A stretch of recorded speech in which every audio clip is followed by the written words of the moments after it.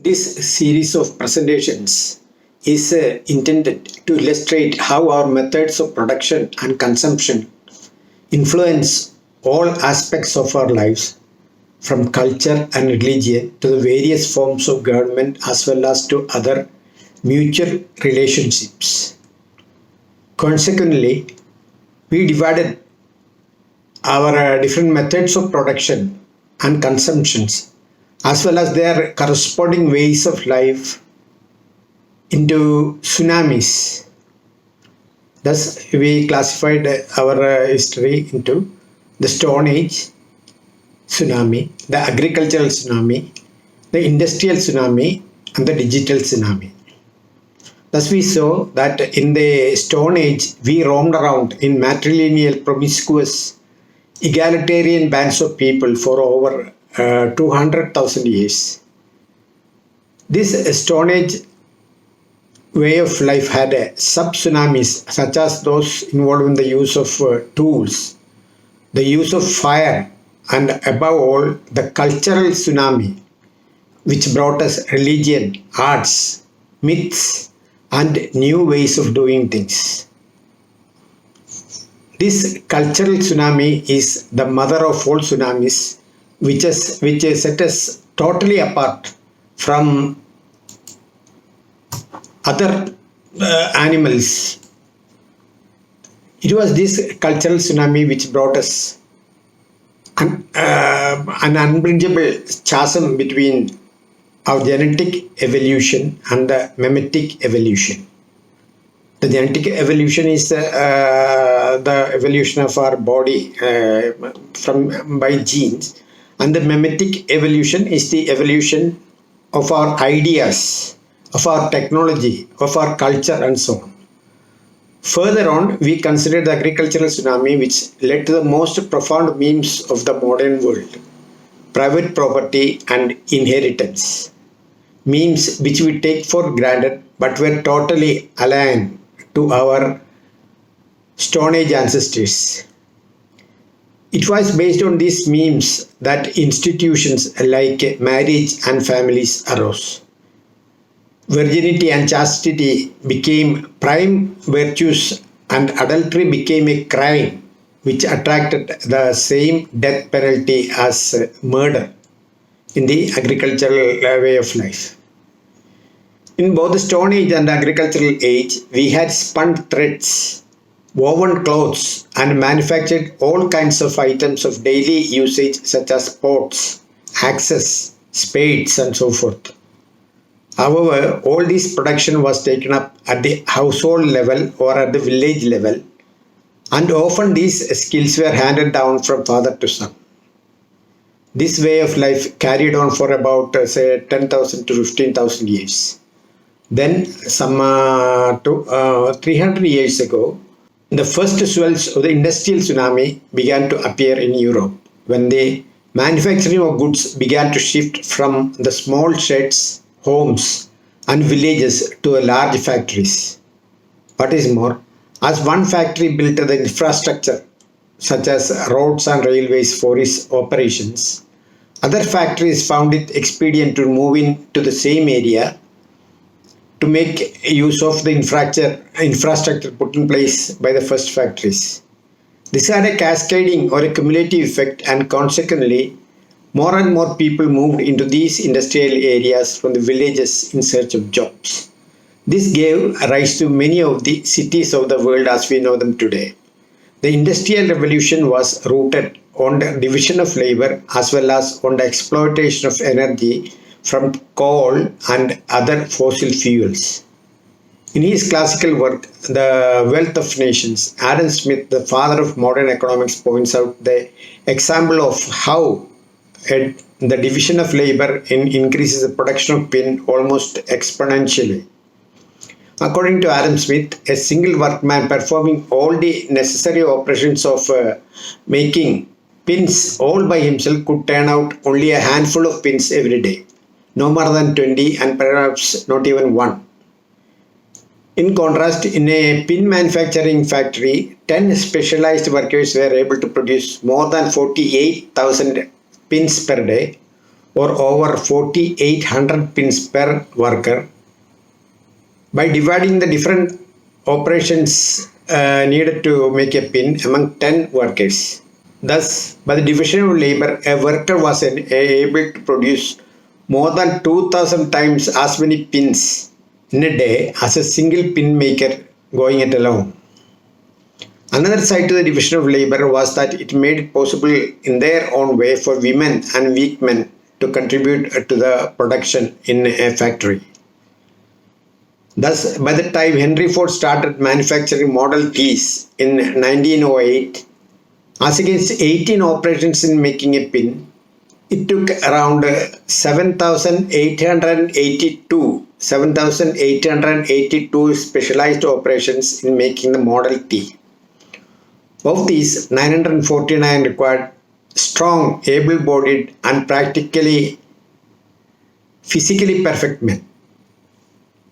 1,338 operations needed merely ordinary men of ordinary physical strength.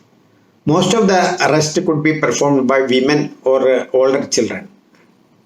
And he continued cheekily, we found that 670 jobs could be filled in by legless men, 2,637 by one-legged men, 2 by armless men, 715 by one-armed men, and 10 by blind men. Obviously, the division of labor is very much inclusive. Another aspect of the industrial tsunami was mechanization. This started in England with the mechanization of spinning and weaving. Thus, according to Wikipedia, the mechanization of cotton spinning by steam or water power increased the output of a worker by a factor of around 500.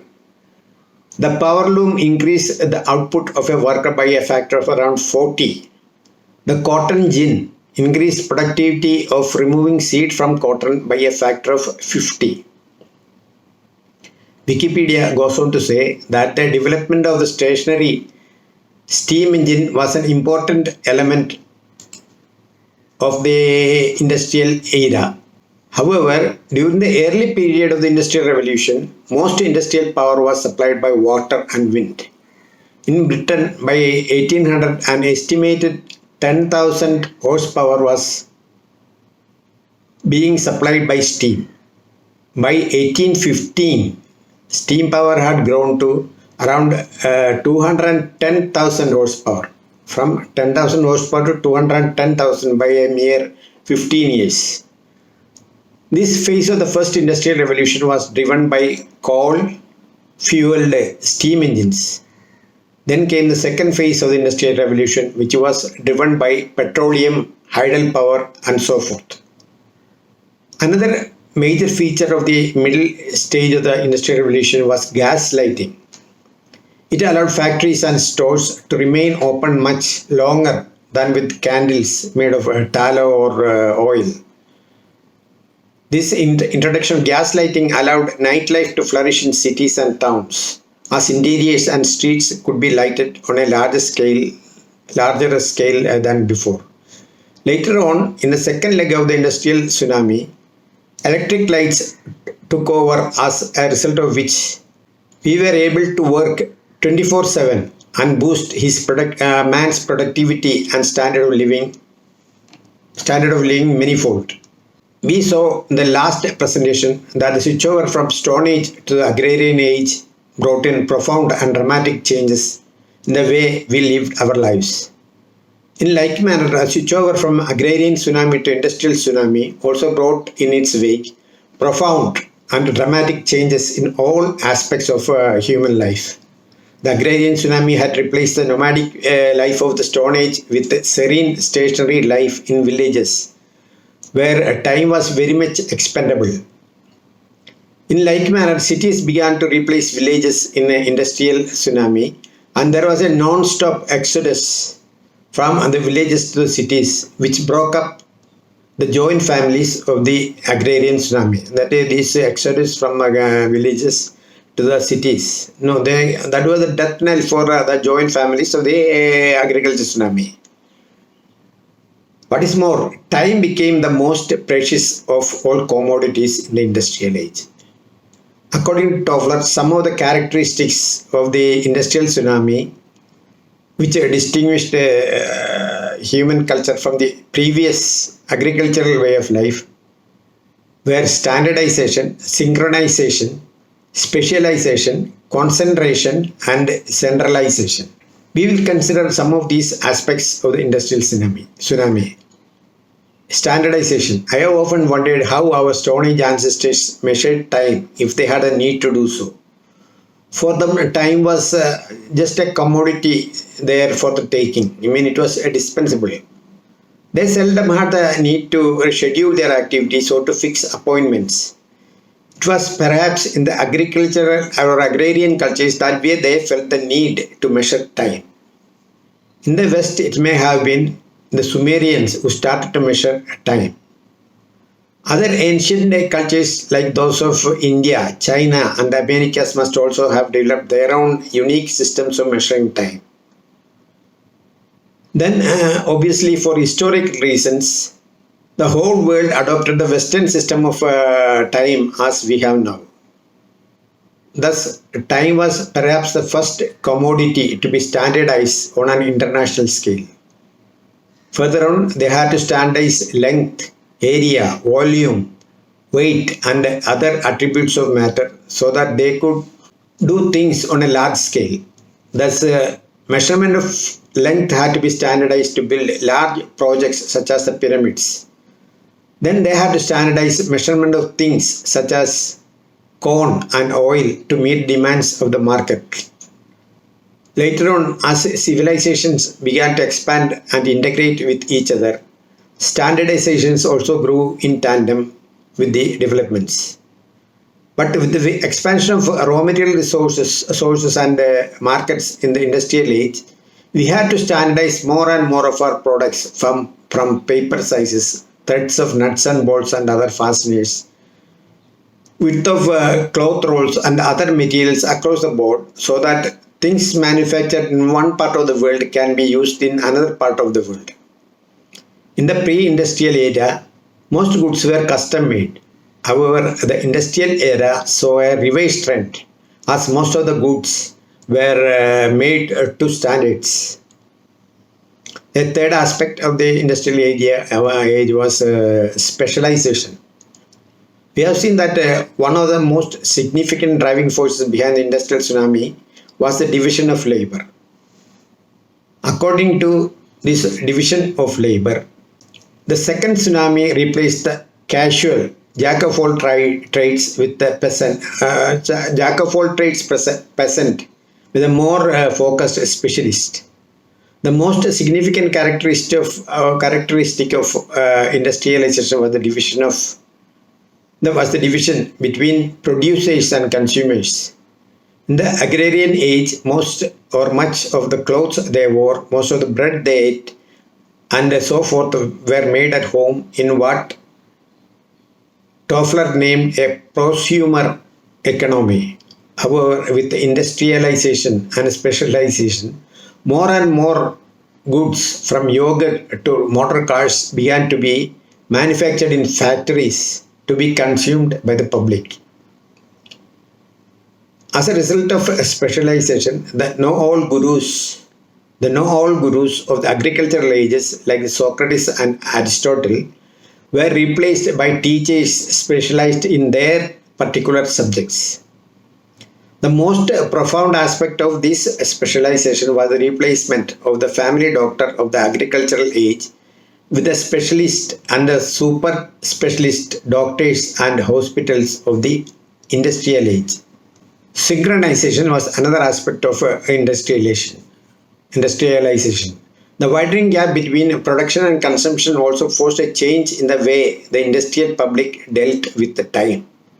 In the agrarian tsunami, they worked to the rhythm of the nature and to their biological rhythm, often singing rhythmic rhymes as they heaved heavy objects.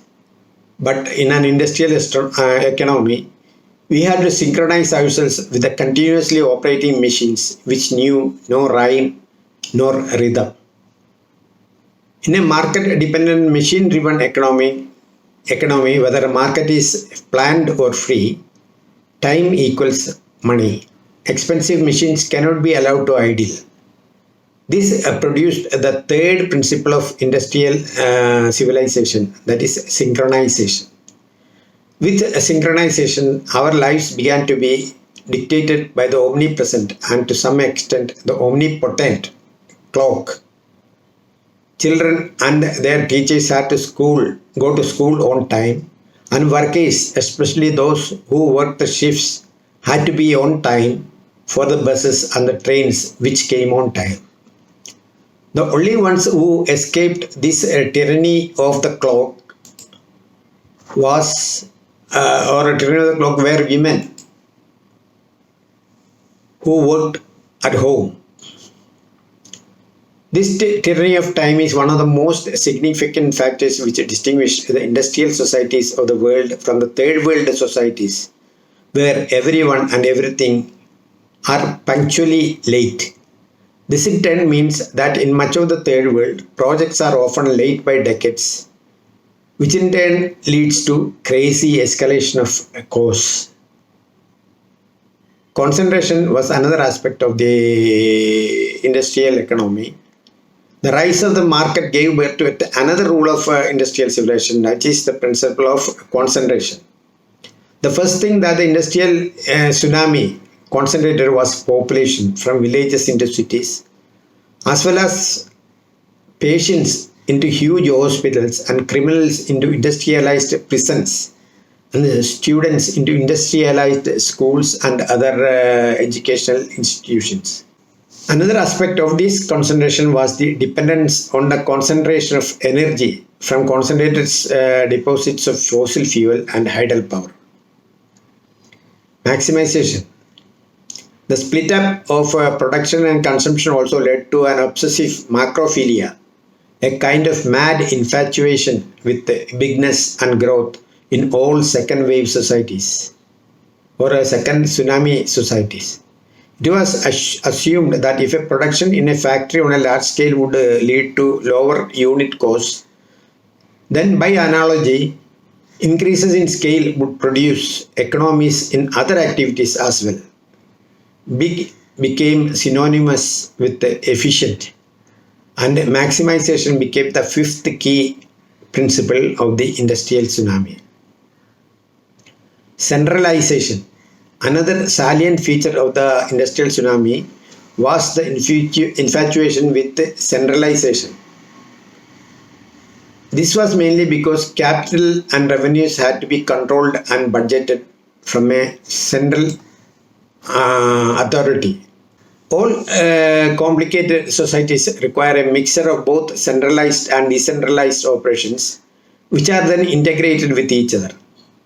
But the shift from a basically centralized and self-sufficient first wave economy with each locality largely responsible for producing its own necessities to the integrated national economies of the second wave led to a totally new methods for centralizing power.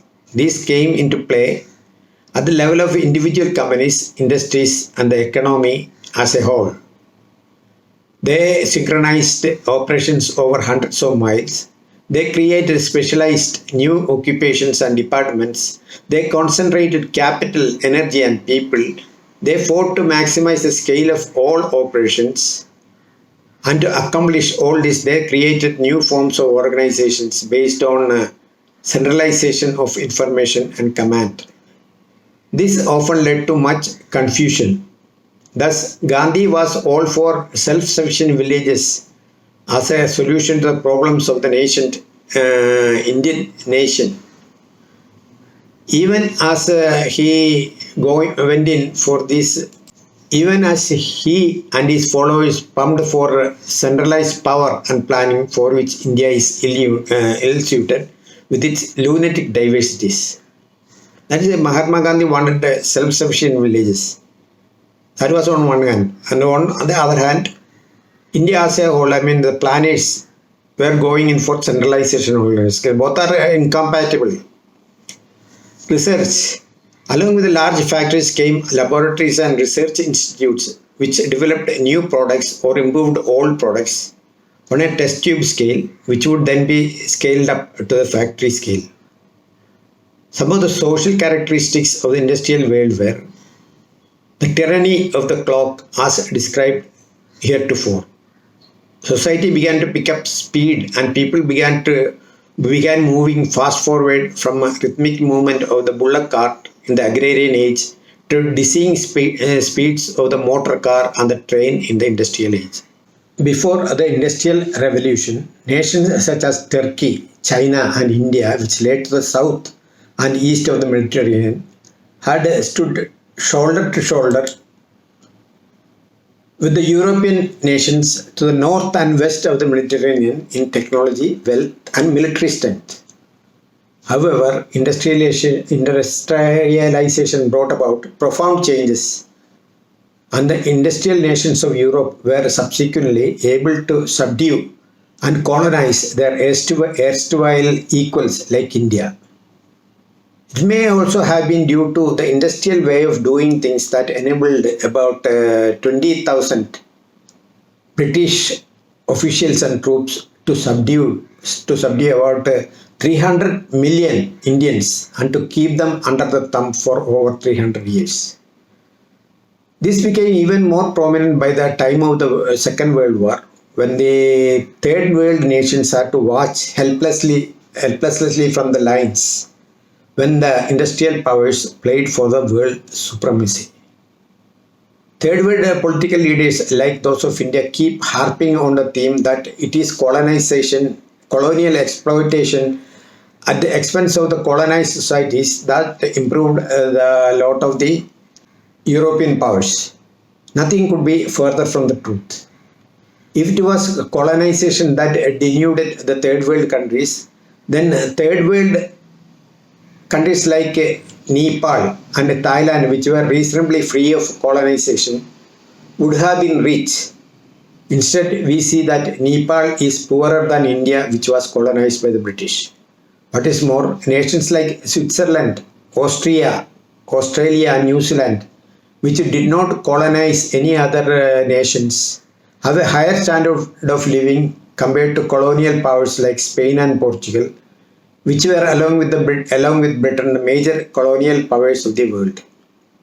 This leads us to deduce that it was not colonization that gave the West that edge over the East, but something else. And that something else was industrialization, its outlook, and its ways of doing things. As a result of their industrialization, a man in the West using huge gas guzzling tractors and machinery and modern management methods, as well as research inputs, were able to produce many times, sometimes as much as 30 or 40 times as much consumables and food products as a man of the third world with his primitive bullock cart or horse-driven plow and implements and his manual spinning and weaving. A fourth aspect of the industrial societies was fast communication. The speed of communication of the agricultural societies were limited by the speed of the ship and the pony express. But the industrial societies were able to communicate with each other at the speed of proto-modern gadgets like the telegram and the telephone, which speeded up the pace of the motor-driven societies of the industrial world. Literacy was another factor that gave an edge to the industrial societies of the world. Thus, industrial societies reached over 90% literacy by the beginning of the 20th century, while third world countries were wallowing in illiteracy, ignorance, and the resulting poverty even a century later. It may also be noted that most of the men and women in the West could operate basic machinery like a motor car or a tractor. In contrast, less than 20% of the male population of the third world are able to drive a car or to operate other machinery. while only 5% or less of the women know how to drive a car or how to operate any machinery. Literacy was a sine qua non for industrial workers who worked complex machinery of the industrial era. These workers had to be treated with respect as they could wreck the machinery and bring the factory to a grinding halt. So, these factory workers could not be controlled by the whip as the illiterate workers and slaves were on a primitive farm. This led to the democratization of the industrial societies, while agricultural societies wallowed in tyranny, slavery, and other discriminatory practices. In the agricultural age, justice was dispensed by the whims and fancies of those in power. As a result, the farmers had to depend on friends and acquaintances as well as on relatives for the dispensation of their justice. But with the democratization and industrialization, justice became institutionalized, which made it possible for even the weak to have access to justice without any power brokers. In the Stone Age and the Agrarian Tsunami, useful productive knowledge increased with age and experience. So elders were respected for their experience in solving social and technical issues.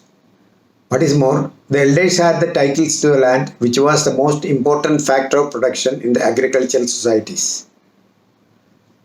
So, the elders could not be trifled with. However, with the industrial tsunami, age became tantamount to obsolescence, and consequently, the elders of bygone eras who were respected for their valuable experience were often dumped into old age homes where they lived out the fag end of their lives as nothing better than rotting vegetable. The industrial tsunami did not stop at industries. Instead, they began to apply the principle of industrialization to agriculture itself. For the first time, the soil for the agriculture itself was tested and treated to provide the best possible ambience for plants. This methodical or industrial approach to agriculture saw an explosion in productivity of food grains, meat, milk, vegetables, and all sorts of products, food products especially. Even in third world countries like India and the Philippines. The principles of industrialization were applied to education, healthcare, and other needs of the societies. Thus, students and patients were often put through the standard procedures as goods on an assembly line. In joint families of the patriarchal agricultural societies, women played a subdued role. But with the industrialization and the resulting exodus to the cities, the joint families of the agricultural tsunami gave way to the nuclear families of the industrial tsunami, where women had a better chance of asserting themselves. This gave rise to women's lib, the weakening of marriage, and a spurt in divorces. The alienation of children was another aspect of the industrial societies. In the agricultural societies, children spend most of their time in the family ambience. But with the industrialization, the morning saw the man of the family marching off to his job in one direction, his wife to her own job in a different direction, and the child to school. As a result, industrialization saw people spending more and more time with strangers than with family members and dear ones. Diversity of culture, language, religion, and so forth had been a characteristic of the isolated populations. Diversity of culture, language, religion, and so forth had been a characteristic of the isolated populations of the agricultural age. But with industrialization, people began to interact and swirl around faster and faster. And this destroyed the diversity of culture of the agrarian societies on one hand and led to the globalization of cultures on the other. The stock market was a significant aspect of the industrial age.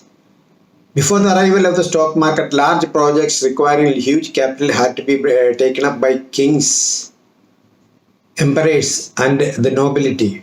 But the stock market enabled even commoners to accumulate capital and to set up large industries. Communism was an important strain of philosophy which was brought on by the industrial way of life. At the time when Marx wrote Das Kapital in the 1860s, labor meant factory work, most of it manual. This labor depended on the capitalist. It was the conflict between conflict of interest between the capitalist and the laborer that nurtured communism in its childhood. Its basic assumption was that if you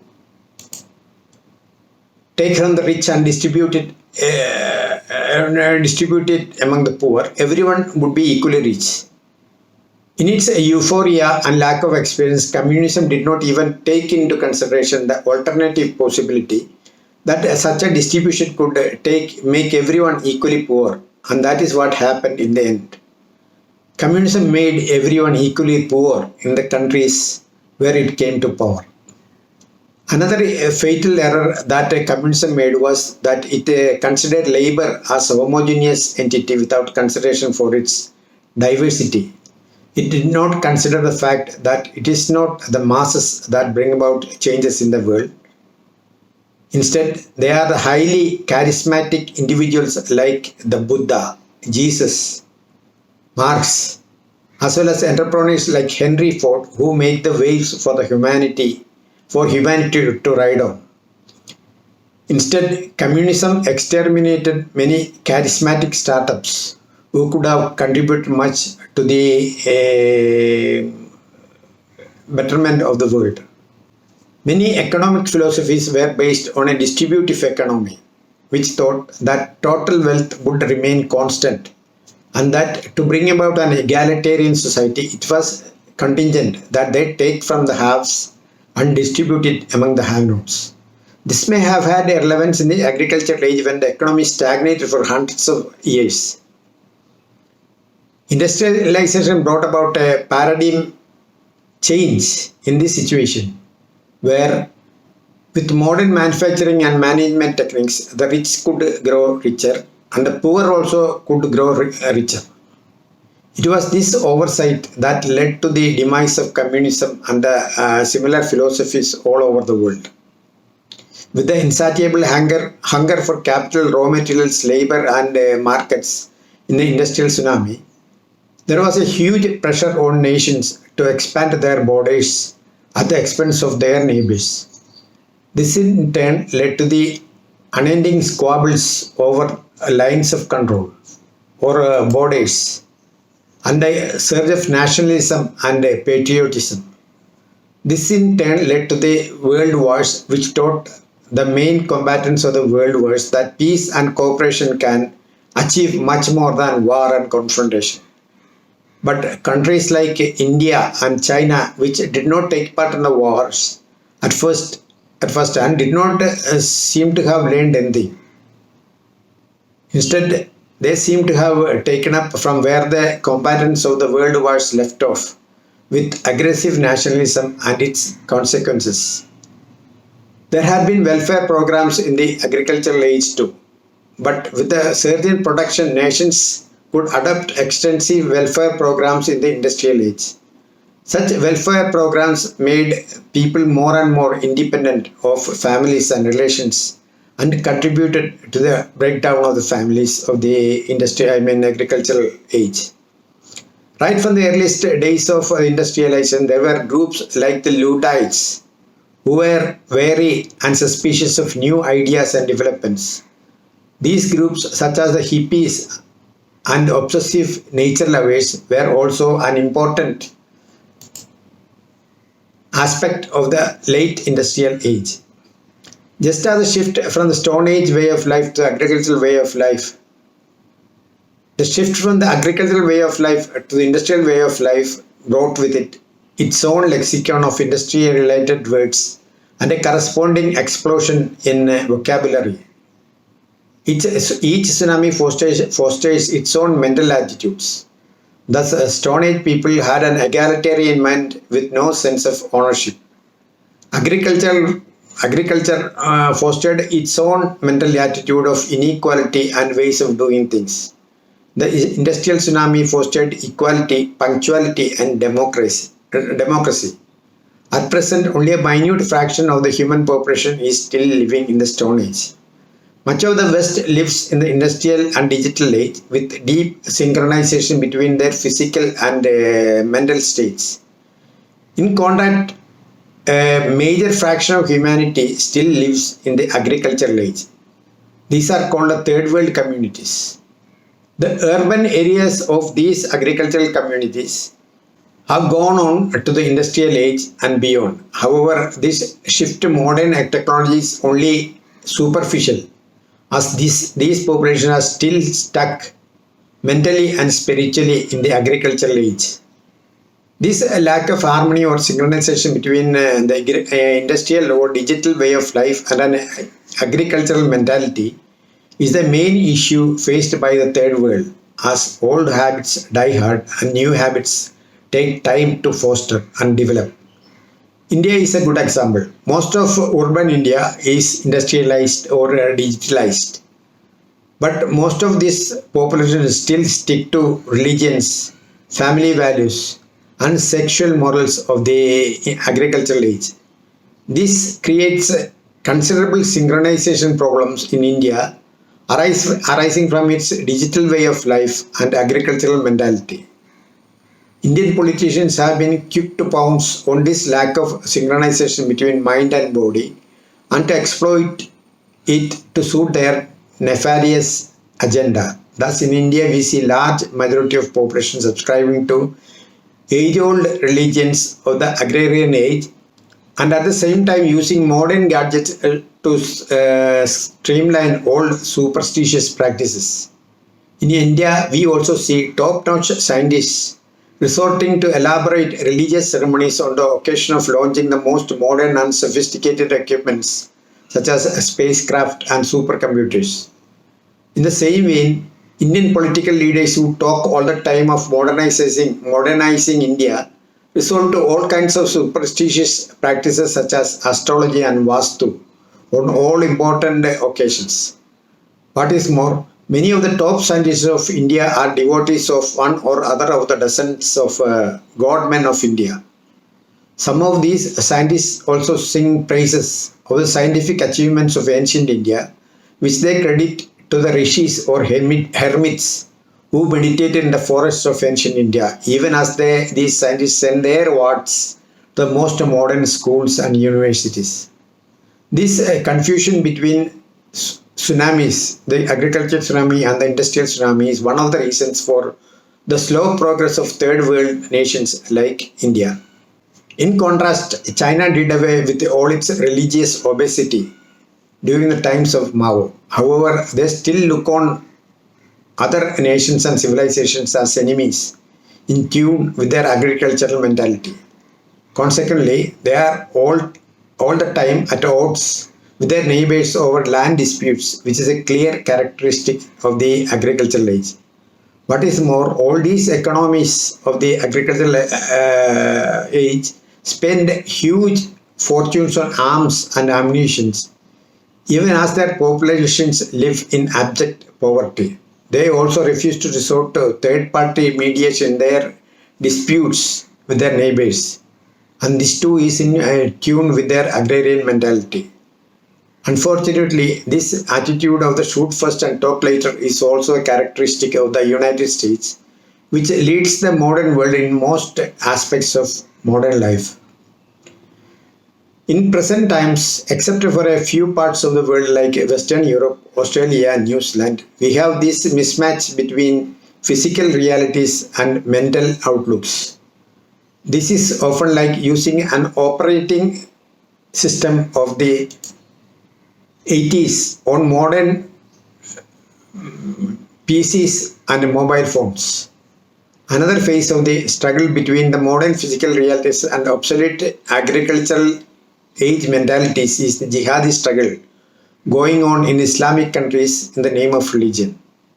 We have seen that in the agrarian age, land was a bone of contention between individuals and groups of individuals, such as countries and nations. What is more, in the agricultural age, every man, woman, or child meant labor, which was another important input of production. So, the more members a family or a country had meant a large labor resource for the family and the country, as well as abundant resource of soldiers. But now, in this age of welfare states, every man, woman, or child is a liability to be educated and taken care of. Consequently, smaller families of the modern age have a great advantage over the large families of the agrarian age.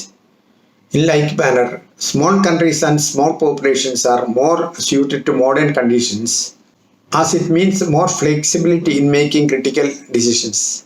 However, habits die hard, and as a result, India, China, Pakistan, and other third world nations waste considerable time and valuable resources on border issues and over territories which are barren and have no economic value whatsoever.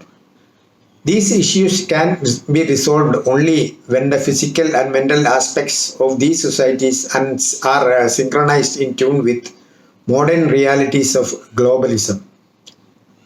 There were few barriers between the natural and supernatural worlds in the Stone Age as well as in most of the agricultural age, as the mysticism often merged into the tangible world. Thus, we see people like Isaac Newton and even Galileo subscribing to religious beliefs as well as to science at the same time. But with the industrial age, these barriers became more and more concrete, and their two worlds began to separate and never to merge again, with the industrial world based on evidence and the pre-industrial world based on mostly hearsay. In like manner, resorting only to authority before reaching conclusions had been recognized as a logical fallacy from the times of Socrates.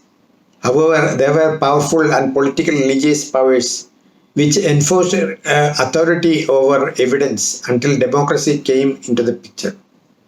This recognition of the superiority of evidence over authority was perhaps the most significant aspect of the or characteristic of the second tsunami, or which we call the industrial tsunami.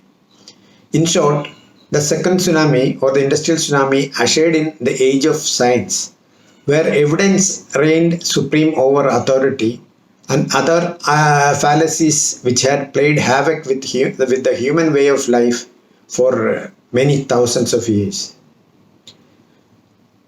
I am from India, and for me, English is an acquired language. So I find it difficult to express myself in English, and I am sure there will be hiccups in my way of delivery of this speech or lesson.